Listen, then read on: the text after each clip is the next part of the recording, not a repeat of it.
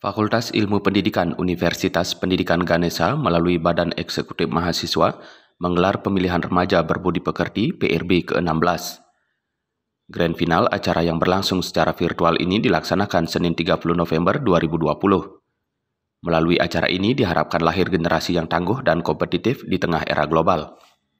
Ketua Panitia, Igede Adiwardana menjelaskan pelaksanaan kegiatan ini selaras dengan tujuan pendidikan nasional, yaitu untuk berkembangnya potensi peserta didik agar menjadi manusia yang berguna dan bertakwa kepada Tuhan Yang Maha Esa, berakhlak mulia, sehat dan berilmu, cakap, kreatif, mandiri, demokratis, dan bertanggung jawab. Terdapat 74 peserta yang berpartisipasi dalam ajang tahunan ini. Peserta tersebut berasal dari jenjang SMA, SMK, MA, dan perguruan tinggi. Seleksi dilaksanakan di tingkat sekolah dan perguruan tinggi yang meliputi prestasi akademik, keterlibatan dalam kegiatan ekstrakurikuler, dan kepribadian. Peserta kembali diseleksi dan dinyatakan lolos ke grand final sebanyak 15 orang. Peserta ini akan memperebutkan piala bergilir dari Gubernur Bali.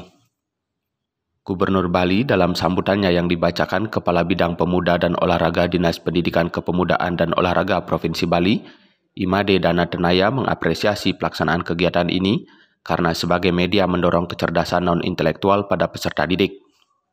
Disampaikan pula pemilihan remaja berbudi pekerti sangat penting di tengah kemerosotan nilai-nilai karakter bangsa, adanya penyimpangan perilaku di kalangan remaja yang jauh dari nilai-nilai budaya bangsa.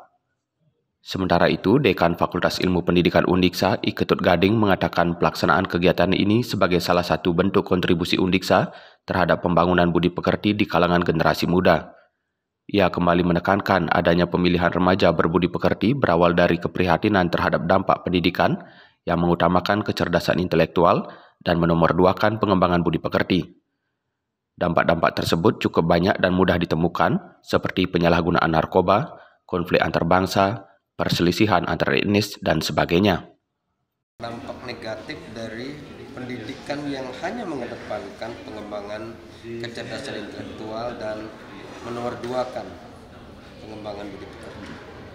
Oleh karena itu, kita terpanggil untuk memberikan kontribusi bagi pembangunan generasi muda, khususnya pembangunan budi pekerti.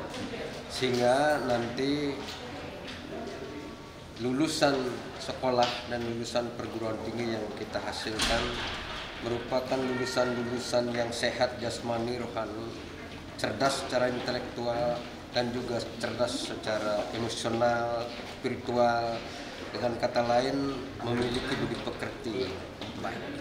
Sehingga ia akan menjadi manusia-manusia yang tangguh dan berkompetisi di era global. Melalui ajang ini diharapkan nantinya para lulusan sekolah maupun perguruan tinggi merupakan lulusan yang sehat jasmani, rohani, cerdas secara intelektual dan juga cerdas secara emosional, spiritual, sehingga menjadi manusia-manusia yang tangguh dan berkompetensi di era global. Upaya penguatan budi pekerti ditegaskan telah menjadi komitmen untuk diaplikasikan pada mahasiswanya. Menurutnya, sebagai calon pendidik harus mampu menjadi contoh bagi generasi selanjutnya. Humas Undiksa melaporkan.